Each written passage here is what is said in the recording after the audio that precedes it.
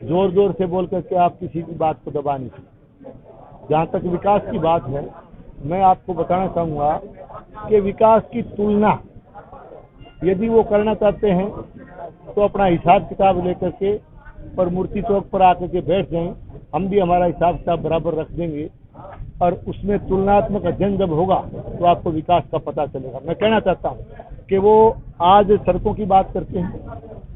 सड़कों का जहाँ तक सवाल है, मैं आपको याद दिलाना चाहूँगा, पिछले भारतीय जनता पार्टी के शासन के दौरान उस समय मैं भी इस क्षेत्र का प्रतिनिधित्व मैंने किया था। हमने प्रत्येक पंचायत मुख्यालय पर ग्रामीण गौरव पथ के रूप में सीमेंट कंक्रीट रोड बनाने का काम किया। बड़े पैमाने पर हमने मिशन लिंक रोड बनाने का काम किया। आपके रावतसर से ये बाढ़समुद्र रोड 135 किलोमीटर थी। जब हम लोग सरकार में आए थे तो ये पता नहीं चलता था कि सड़क में गड्ढे है या गड्ढे में सड़क।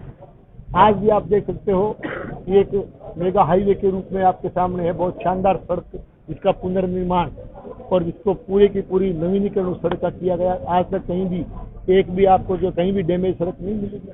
और बड़े पैमाने पर सड़कों के नवीनीकरण का और सुदृढ़ीकरण का काम उस जमाने में किया गया। और आज तुलनात्मक दृष्टि से ये बात करते हैं। मैं कहना चाहता हूँ कि इनका कहना है कि C65 यहाँ शहर के अंदर एक अंडर ब्रिज है, ये कहते हैं हमने C65 अंडर ब्रिज स्वीकृत करवा दिया। अच्छी बात है, विकास का काम स्वीकृत कराना उसका वेलकम होना चाहिए। लेकिन मैं कहना चाहता हूँ, पिछली सरकार के समय आचार संहिता लगने से 2 महीने पहले की बात है, C64 अंडर ब्रिज आदरणीय वसुंधरा राजे जी ने खुद यहाँ घोषित किया था भादरा की जनसभा में। उसको इन्होंने अदम झूल में डाल के रख दिया। उस बात को भी छोड़िए, मैं तुलना की बात कर रहा हूँ। एक C65 अंडर ब्रिज को स्वीकृत करवा के ये बड़ा भारी उसका ढोल पीटने का काम कर रहे हैं। मैं उस साथी को चेतावनी भरे शब्दों में कहना चाहता हूँ कि याद कीजिए, जब हम लोग सरकार में थे करीब 1 दर्जन से अधिक रेलवे अंडर ब्रिज बनाने का काम हमने इस क्षेत्र में किया, उनको हम कंप्लीट करवा के गए। और इसके साथ साथ भाटी मोड़ पर भादरा विधानसभा क्षेत्र का पहला रेलवे ओवरब्रिज हमारे कार्यकाल के दौरान बना। अब आप विकास की बात करते हैं, खाले निर्माण की बात करते हैं। खाले निर्माण पहले भी बने हैं, CSC खुलाने का काम भी किया गया है, बड़े पैमाने पर पशु केंद्र हमने खुलवाए। और इसके साथ साथ मैं कहना चाहता हूँ, ये शिक्षा की बात करते हैं। शिक्षा में लंबे समय से मांग थी कि भादरा में राजकीय महाविद्यालय होना चाहिए, क्योंकि उस समय उच्च शिक्षा के लिए यहाँ के विद्यार्थियों को हरियाणा या पड़ोस में कहीं जाना पड़ता था, और करीब 30 साल से ये मांग थी। मैं धन्यवाद देना चाहूँगा हमारी तत्कालीन मुख्यमंत्री आदरणीय वसुंधरा राजे जी को कि उन्होंने हमारी उस पुरानी मांग को मंजूर करते हुए भादरा में राजकीय महाविद्यालय यानी कॉलेज खोलने का काम हमारे समय में हुआ है। और उसके साथ साथ स्कूल कर्मोन्नत का मेरे विधानसभा क्षेत्र में पिछले कार्यकाल के दौरान एक भी ग्राम पंचायत क्षेत्र हमने ऐसा नहीं रहने दिया जहां हमने 10+2 का स्कूल नहीं खुलवाया हो, 12वीं का स्कूल नहीं खुलवाया हो। बड़े पैमाने पर 10वीं के रूप में भी स्कूलों को कर्मोन्नत किया गया। ये किस मुंह से कह सकते हैं कि हमने विकास किया? मैं विकास के बारे में 2 बात कहना चाहूँगा। इस इलाके में लगातार एक तरह से इनके शासन में, क्योंकि ये शासन ये लाल झंडे वालों का और कांग्रेस का जब से अलायंस हुआ है तब से ये लगातार लोगों को तंग और परेशान यहाँ किया जा रहा है। लगातार अनुसूचित जाति के लोगों पर अन्याय और अत्याचार बढ़ा है। कई गाँव की घटनाएं मैं कभी आप डिटेल में बात करूँ मैं बता सकता हूँ। तो निश्चित रूप से अनुसूचित जाति के लोगों पर अत्याचार और अन्याय बढ़ा, क्या ये विकास है? सिंचाई के क्षेत्र में सिद्धमुख सिंचाई परियोजना, अमर सिंह सिंचाई सिस्टम, नोर फीडर, 3 सिंचाई सिस्टम लगते हैं। सिंचाई न केवल सिंचाई पाने के लिए यहाँ का किसान पिछले 4 साल से त्राई कर रहा है, बल्कि पेयजल का संकट भी सर्दियों के मौसम में देखने को मिलता है। क्या इसे आप विकास समझते हो? यहाँ भाई भाई को लड़ाने का काम किया गया। कानून व्यवस्था यहाँ लगातार यहाँ की जो है जर्जर हो चुकी है। लगातार इस सीमावर्ती इलाके में चिट्टा जैसे मादक पदार्थ की तस्करी बढ़ी, युवा वर्ग को नशे की गर्त में धकेला जा रहा है। अब आपने देखा होगा चंदन की तस्कर, कभी नकली डीजल बनाने के कारखाने चलाने वाले तस्कर, कभी यहाँ हथियारों के तस्कर, कभी यहाँ जो है मेडिकेटेड नशे के तस्कर, कभी यहाँ दारू के तस्कर, कभी लकड़ियों के तस्कर, कभी हथियारों के तस्कर। कितने तरह के तस्कर इन लोगों ने पैदा कर दिए। क्या ये विकास है? तो किस मुंह से विकास की बात करते हैं?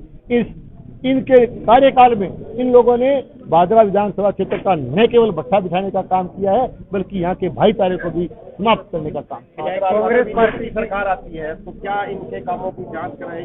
डेफिनेटली मैं कहना चाहता हूँ, डेफिनेटली क्यों नहीं करवाएंगे, क्योंकि एक तो यहाँ सड़कें देखिए आप, ये यूं कहते हैं, इनके चेले चपाटे कहते हैं कि काली नागिन जैसी सड़कें बना दी। 4 दिन पहले ये स्टेटमेंट देते हैं, फेसबुक पर सोशल मीडिया पे आता है, और 5-6 दिन बाद उसके परतें उखड़ने जाती है, वो भी आता है सोशल मीडिया पे कि वो 5 दिन बाद ही वो सड़कें क्षतिग्रस्त हो रही है। एक नहीं, अनेक मिसिंग लिंक सड़कें जो उन्होंने बनाई 1 हफ्ते के अंदर क्षतिग्रस्त हो गई। आप मैं कहना चाहता हूँ, हमारे जमाने की बनी हुई सीमेंट कंक्रीट रोड ग्रामीण गौरव पथ एक भी बता दीजिए आप आज तक क्षतिग्रस्त हुई हो तो। हमारे ये बारसमुद्र रोड में एक भी गड्ढा बता दीजिए आज तक वो हो तो, क्योंकि हमने क्वालिटी का ध्यान रखा। और ये जिस तरह से सड़कें उखड़ रही है, निश्चित रूप से इसमें बहुत बड़ा भ्रष्टाचार हुआ है। और इसके साथ साथ प्रधानमंत्री फसल बीमा योजना में जो लाभ किसान को मिलना चाहिए था, हमारे 2018 तक लगातार साफ सुथरा बीमा प्रधानमंत्री फसल बीमा योजना का आया, और ये किसान का मसीहा कहने वाला यहाँ का जनप्रतिनिधि, आज देखिए पिछले दिनों जो बीमा आया है, किस तरह से प्रीमियम वापस नहीं मिला किसान को, क्योंकि इस इलाके के अंदर जो फसल बीमा जो क्लेम क्रॉप कटिंग के आधार पर मिलना चाहिए था, उसको सैटेलाइट के आधार पर महज इसलिए जारी करवाया गया क्योंकि यहाँ के चुने हुए जनप्रतिनिधि ने, यहाँ के अधिकारियों ने, सरकार में बैठे हुए लोगों ने बीमा कंपनी से मिलीभगत कर ली, बीमा कंपनी से साठ-गांठ कर ली, और बीमा कंपनी से मिलावट कर ली, और बीमा कंपनी को बड़ा लाभ पहुंचाने के लिए यहाँ किसान का गला काटने का काम इन लोगों के कार्यकाल में हुआ है। ये अनेक बातें हैं, और जिस तरह से लोगों को तंग परेशान किया गया है, जिस तरह से ये तस्करी, स्मगलिंग, इस तरह के मामले आ रहे हैं, लिपापोती की जा रही है, मैं कह सकता हूं कि भारतीय जनता पार्टी की सरकार आने के बाद में इन सारे काले कारनामों की, ये फसल बीमा हो चाहे ये सड़कें हो, जहां जहां भ्रष्टाचार या घोटाला हुआ है, और ये सीवरेज व्यवस्था, इसमें बहुत बड़ा घोटाला शहर में हुआ है, इन सारी बातों की जांच निश्चित रूप से कराने का काम है। विधायक जी, कांग्रेस टिकट देने में देरी कर रही है, हालांकि सूत्रों के हवाले से खबर आ रही है कि एक महिला को टिकट दी जा रही है, आज लिस्ट जारी कर दी जाएगी, क्या कारण मानते हैं इतनी देरी? देखिए, कांग्रेस का सिस्टम इनका ऐसा ही है। कांग्रेस में अंदरूनी लड़ाई आप देख सकते हो। कांग्रेस में जब ये सरकार 5 साल इनका पूरा हो गया, पूरे 5 साल इनके लड़ाई में निकल गए। कुर्सी की लड़ाई के लिए आदमी अशोक गहलोत साहब और आदमी पायलट साहब की लड़ाई तो पूरे विश्व में प्रसिद्ध हो चुकी है। और एक तरह से भादरा की भी मैं बात कहना चाहूँगा, भादरा में तो एक तरह से मैं कह सकता हूँ कि कांग्रेस को लाल झंडे वाले कामरेडों के सामने ये कांग्रेस नतमस्तक हो चुकी है, इन्होंने सरेंडर कर दिया। हरियाणा के अंदर अभय सिंह चौटाला ने एक बयान दिया था कि यहाँ पर जो है वो उनके सपोर्टर हैं, वो यहाँ समर्थन करे बलवंत सिंह का, उससे कितना असर पड़ेगा, क्योंकि आपके नजदीकी ये क्षेत्र है? इसके बारे में मैं कोई टिप्पणी करना उचित नहीं समझता, क्योंकि यहाँ मुझे लगता नहीं है कोई संगठन के लिए तो इस पार्टी का कभी कार्यालय किसी ने देखा होगा। जेजेपी की तरफ से भी कैंडिडेट उतारने की बात की जा रही है। देखिए, डेमोक्रेसी है, प्रजातंत्र में हर पार्टी को अपना उम्मीदवार उतारने का अधिकार है, और हर पार्टी अपना उम्मीदवार उतारे, अच्छा रहेगा। मैं तो कहता हूँ उम्मीदवार हर पार्टी को उतारना चाहिए, ताकि सबको अपनी अपनी ताकत का पता चल जाए। जीत को लेकर कितने आश्वस्त हैं, कितनी लीड आप मान रहे हैं इस वक्त? देखिए, लीड का कितना होना नहीं होना ये भविष्य गर्भ में है।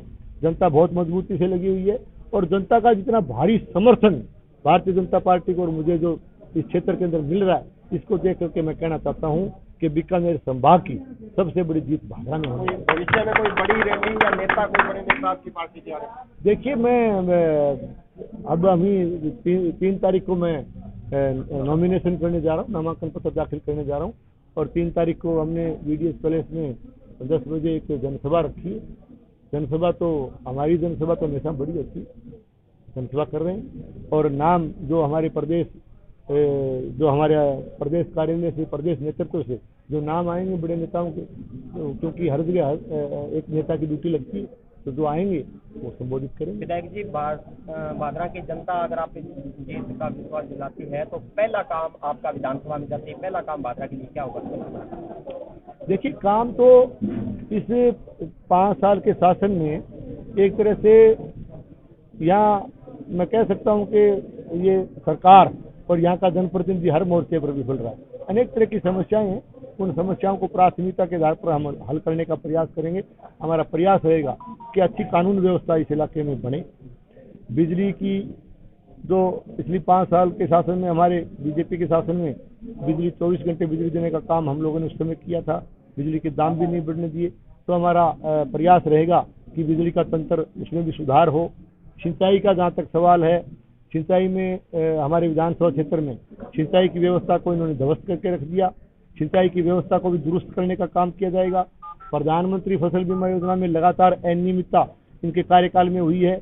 तो प्रधानमंत्री जी की एक सोच, आदरणीय नरेंद्र मोदी जी की बहुत बड़ी योजना इस देश के किसान को उन्होंने दी है। तो राजस्थान की सरकार ने किसान विरोधी नीतियों के चलते उसमें अनेक तरह की बाधाएं उत्पन्न की, और इस क्षेत्र में भादरा में तो एक तरह से प्रधानमंत्री फसल बीमा योजना में बहुत बड़ी गड़बड़ी इसमें हुई है। तो प्रधानमंत्री फसल बीमा योजना में भी जरूरत के हिसाब से उसमें भी सुधार करने का हम प्रयास करेंगे। और इसके साथ साथ युवा वर्ग के लिए शिक्षा का प्रचार प्रसार बढ़े, शिक्षा के क्षेत्र में हमारे युवा बढ़े। इसके साथ साथ खेलों के मामले में भी हमारे युवा वर्ग आगे आए, तो उनके लिए खेल के बारे में भी एक अच्छा सुधार खिलाड़ियों के लिए, युवा वर्ग के लिए हो, उसका भी प्रयास करेंगे। तो कुल मिलाकर के मैं कहना चाहता हूँ, बिजली के क्षेत्र में, पानी के क्षेत्र में, कानून व्यवस्था के क्षेत्र में, युवा वर्ग के लिए, किसान के लिए, मजदूर के लिए, विशेष करके व्यापारी भाइयों के लिए जो भी दिखते हैं उसका प्राथमिकता के आधार पर हल हो, ऐसा हमारा प्रयास है। आखिरी सवाल है, समाज सुरक्षा के लिए आप देखिए, महिलाओं का जहाँ तक सवाल है, आप देख सकते हो कि महिलाओं की सुरक्षा के मामले में वर्तमान सरकार हर मोर्चे पर विफल रही है। हमारा प्रयास रहेगा कि महिलाओं को पूरी सुरक्षा मिले, महिला वर्ग के साथ किसी भी तरह की कोई उनको ये महसूस नहीं हो कि हम असुरक्षित हैं। ऐसा एक सुरक्षित माहौल महिलाओं के लिए, बहन बेटियों के लिए अच्छा माहौल बने इस इलाके में, इस प्रदेश में, ऐसा हमारी सरकार आने वाले समय प्रयास करेगी। समाज सेवी मीनू बेनीवाल भी आपके समर्थन में उतरेंगे मैदान?